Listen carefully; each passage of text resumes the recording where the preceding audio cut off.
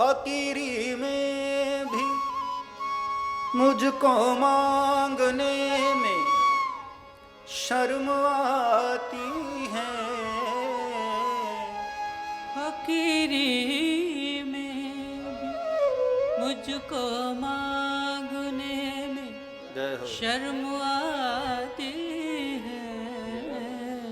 सूफी ने कहा कि प्रभु मैं फकीर हूं, मांगने का मेरा पूरा अधिकार है, लेकिन क्या करूं मालिक, शर्म आती है। क्यों?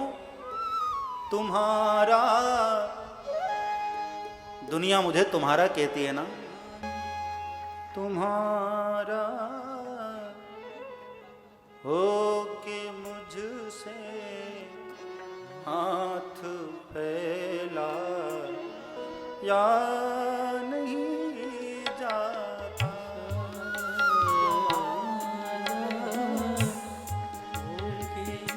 मुझसे हाथ फैला या नहीं जाता।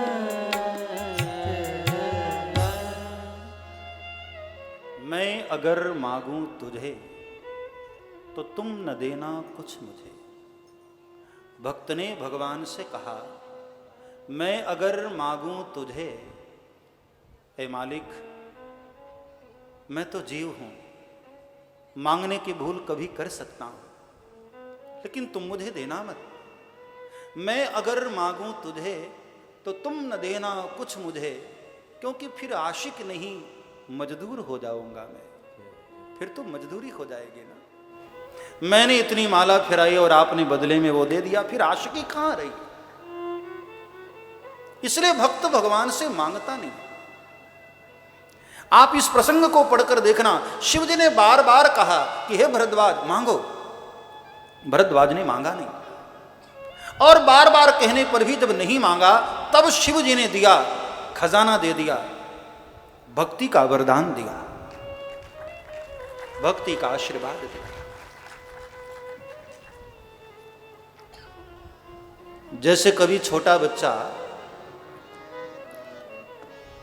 बहुत रोने लग जाता है, अचानक रो रहा हो, तो माँ उसको पहले खिलौने देती है, मिठाइयाँ देती है, कुछ वस्तुएं देती है, और फिर भी बच्चा बिलख जाता है, रोता ही रहता, चुप नहीं होता। तब अंत में जब किसी से चुप नहीं होता, तब माँ खुद बच्चे को अपने गोद में ले लेती है। इसी प्रकार भगवान भी भक्तों को बहुत सारी चीजें दिखा करके लुभाते हैं, ये ले लो, ये ले लो, ये ले लो। भक्त जब कुछ भी नहीं मांगता है तब भगवान उसको भक्ति का आशीर्वाद देते हैं। ऋषि पूछी हरि भगति सुहाई, तो कही शंभु अधिकारी पाई। भक्ति का आशीर्वाद दिया और कुछ दिन तक भोलेनाथ वहां रहे। कहत सुनत रघुपति गुण गाथा, कछु दिन तहां रहे गिरिनाथ। कुछ दिन तक भोलेनाथ वहां रहे, भगवान की कथा गाते हुए, सुनते हुए, आनंद लेते हुए। और एक दिन भोलेनाथ को लगा कि बहुत दिन हो गए, अब चलना चाहिए कैलाश। भाई संतों के आश्रम में बहुत ज़्यादा भी रुकना ठीक नहीं है। संतों की अपनी दिनचर्या होती है, हम संसारियों की अपनी दिनचर्या होती है। हाँ, हो सकता है संकोच वश आपको न कहते हो, लेकिन हमें तो समझना चाहिए। इसलिए भोलेनाथ को लगा कि अब निकलना चाहिए। तो एक दिन सुबह सुबह भोलेनाथ ने गुरुदेव से विदा मांगी, अगस्त ऋषि से विदा मांगी, और विदा मांगकर भोलेनाथ सती के साथ निकले कैलाश की ओर। बाबा तुलसी मानस में वर्णन करते हैं, मुनि सन विदा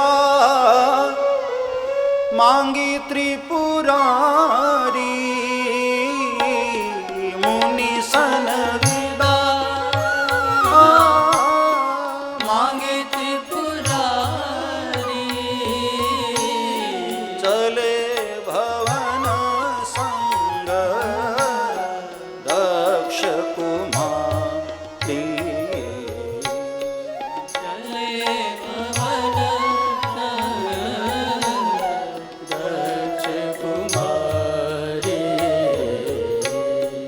एक दिन विदाई मांगी, महाराज अब मुझे आज्ञा दीजिए, बहुत दिन हो गए रहते रहते। तो आज्ञा लेकर के भोलेनाथ चले कैलाश। लेकिन शब्द पर गौर करना, चले भवन संग दक्ष कुमारी। अब साथ में कौन जा रहा है? दक्ष की बेटी। केवल इतना ही कहा बाबा तुलसी ने।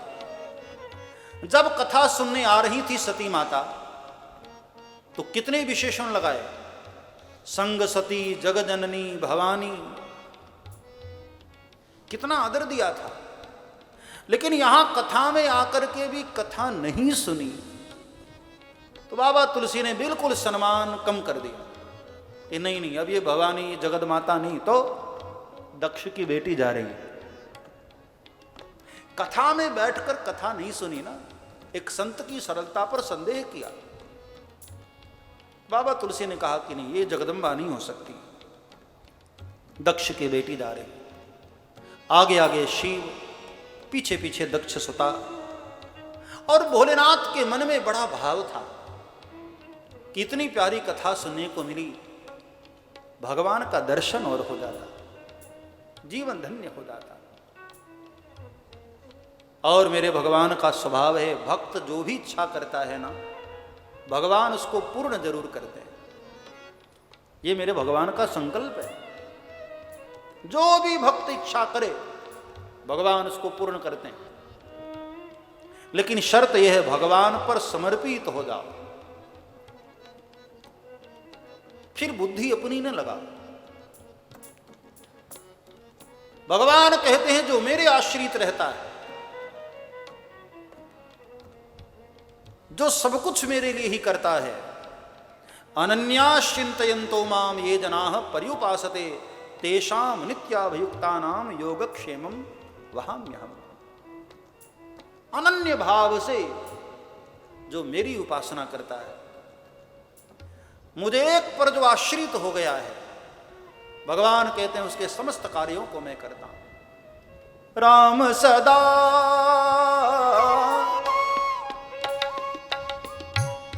राम सदा सेवक रुचि राखी, राम सदा सेवक रुचि राखी, राम सदा सेवक रुचि राखी, राम सदा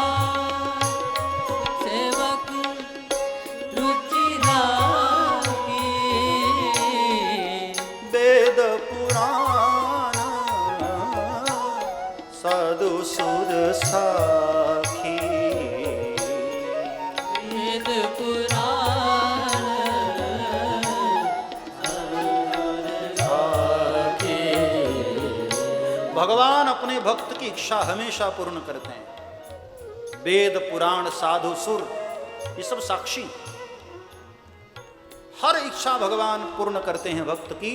शर्त यह है भगवान पर पूर्ण समर्पित हो तो सब कुछ करते हैं प्रभु।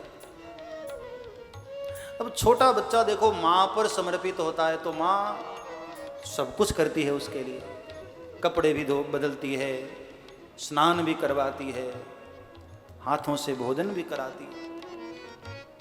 जो भगवान पर आश्रित है, भगवान कहते हैं मैं उसके हर कार्य करता हूं। अब भोलेनाथ की इच्छा हुई कि एक बार प्रभु का दर्शन हो जाता। उसी समय त्रेता युग तो चल ही रहा था।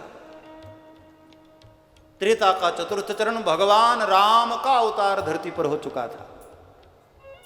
और उसी दंडक वन में रावण सीता का अपहरण कर लिया था। भगवान राम उस वक्त सीता जी की तलाश में रोते हुए वन लता पत्रों को, मृगचरों को पूछते हुए, एक मानव लीला करते हुए प्रभु चले जा रहे थे। भगवान रोते हुए सीता जी की खोज करते जा रहे, और उसी समय भोलेनाथ उधर से लौट रहे। दूर से भगवान राम का दर्शन हुआ और भोलेनाथ तो गदगदित हो गए, आनंद विभोर। और दूर से ही भोलेनाथ ने प्रणाम किया, नजदीक नहीं गए भोलेनाथ, क्योंकि प्रभु इस वक्त मानव लीला कर रहे थे।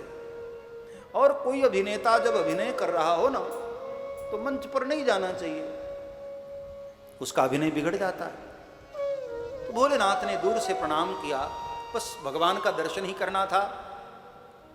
जय सच्चिदानंद जग पावन कह करके भोलेनाथ चल दिए। लेकिन मन नहीं मान रहा था ना, जिनके दर्शन के लिए इतना लालायित थे, इतने तरस रहे थे, अचानक वो मिल गए। तो चले तो जा रहे हैं भोलेनाथ, लेकिन पीछे मुड़ मुड़ कर बार बार प्रभु को देख रहे थे। चले जात शिव सती समेता, पुनि पुनि पुलकत कृपा निकेता। बार बार पीछे मुड़ मुड़ कर प्रभु को देखने लगे। अब ये दृश्य जब सती ने देखा तो सती को फिर शंका हो गई। सती ने सोचा, लो अब ये क्या, ये राजकुमारों को भगवान कहे जा रहे, जो अपनी पत्नी के विरह में ऐसे बन बन भटक रहा है रोते हुए, कोई भगवान होगा? राम राम राम, ये कोई भगवान है? पत्नी की विरह में रो रहा है, पत्तों से पूछ रहा है, मृगों से पूछ रहा है, ये भगवान है? अब देखो, शिव ने देखा, पहचान लिया, सती ने भी देखा, लेकिन उल्टे बीमार और हो गई, पहचान न पाए। इसलिए कहते हैं कथा जीवन में बहुत जरूरी है साहब।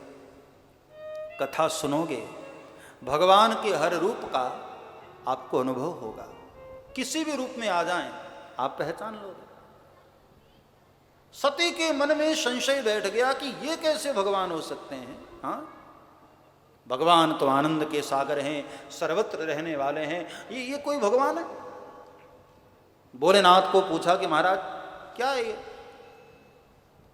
एक तो आप वो महात्मा के पास ले गए जिसको कुछ आता ही नहीं था, और फिर यहां आप राजकुमारों को प्रणाम किए जा रहे, क्या हो गया है महाराज आपको? अब ये राजकुमारों में भगवान जैसा क्या है? भोलेनाथ को बड़ी हंसी आई। भोलेनाथ ने कहा, वाह प्रभु तुम्हारी माया को,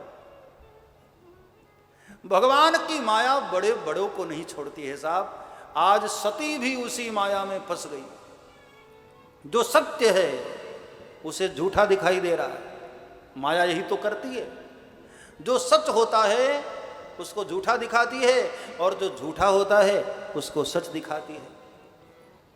प्रभु की माया को जानो, माता जैसी माया मानो। ए प्रभु की माया को जानो, माता जैसी माया मानो। मत मत नहीं तानो, दोनों का ठिकाना रे। हरि गुण गाना, हरि गुण गाना, हरि गुण गाना, हरि गुण गाना। प्रभु की माया को जानो, माता जैसी माया मानो। प्रभु की माया को जानो, माता जैसी माया जानो। मत मत नहीं तानो, दोनों का ठिकाना रे। हरि गुण गाना, हरि गुण गाना, हरि गुण गाना, हरि गुण गाना, हरि गुण गाना जी, हरि गुण गाना, हरि गुण गाना, हरि गुण गाना। देवी है श्याम गुणमयी मम माया दुरत्रया। भगवान कहते हैं मेरी माया बड़ी दुरत्यया है। आज सती को भी अपने चंगुल में फंसा लिया। अब सामने भगवान है, फिर भी सती को संदेह हो रहा है कि ये कैसे भगवान है। इसका मतलब यह हुआ कि भगवान तो हर जगह हैं, लेकिन उनको हर कोई पहचान नहीं पाता है। सोई जानई जेहि देहु जनाई, भगवान को वही जान सकता है जिसको भगवान स्वयं जनाना चाहें। आप देखो ना, अर्जुन भगवान कृष्ण के साथ कितने वर्ष रहे, लेकिन पहचान नहीं पाए थे। उसी अर्जुन को कुरुक्षेत्र के मैदान में जब दिव्य दृष्टि दिया और कहा, अर्जुन अब देख मैं कौन हूं, ददामि दिव्यम ते चक्षुः, तब अर्जुन दिखाई पड़ा अर्जुन को ये तो साक्षात ईश्वर है। सहस्र शीर्षा पुरुष सहस्राक्ष सहस्रपाद, भगवान के विराट रूप का परिचय हुआ। तब अर्जुन को पहचान आई। मतलब ये हुआ कि भगवान को वही पहचान सकता है, वही जान सकता है जिसको भगवान खुद जनाना चाहते हैं। परमात्मा तो सर्वत्र है, लेकिन कहां दिखाई देता है हमको? भगवान की कृपा के बगैर भगवान को जानना संभव ही नहीं है। भगवान सर्वत्र है। इसलिए लोग जब मुझे कहते हैं ना कि महाराज मुझे भगवान का दर्शन करना है, तो मैं उनसे कहता हूं कि भगवान का दर्शन तो हो ही रहा है, ये कहो कि मुझे भगवान को पहचानना है। भगवान तो तुम्हारे पास भी होते हैं साहब। कहू सो कहां जहां प्रभु नाही, कहां नहीं है वो ईश्वर। लेकर मणि का चक्करवाया बुत खाने में कौन, तू अगर एक दाने में है तो हर दाने दाने में कौन। तू अगर शम्मा में जलता तो परवाने में कौन, तू अगर शम्मा में जलता तो परवाने में कौन। तू अगर बस्ती में बसता तो वीराने में कौन। सर्वत्र वही तो है। आज भोलेनाथ ने देखा, पहचान लिया, सती संशय रोग में और डूब गई, संशयग्रस्त हुई सती, पहचान न पाए। और परिणाम ये हुआ, भोलेनाथ ने बहुत समझाया कि देवी ये ईश्वर हैं, परमात्मा है, पहचान लो। सती ने कहा मैं कैसे मान जाऊं, ईश्वर है तो भला रो क्यों रहे? क्या इनको पता नहीं इनकी पत्नी कहां है? मुनि धीर जोगी सिद्ध संत बिमल मन, यही ध्यावहि बिमल मन यही ध्यावहि। मुनि धीर जोगी संत बिमल मन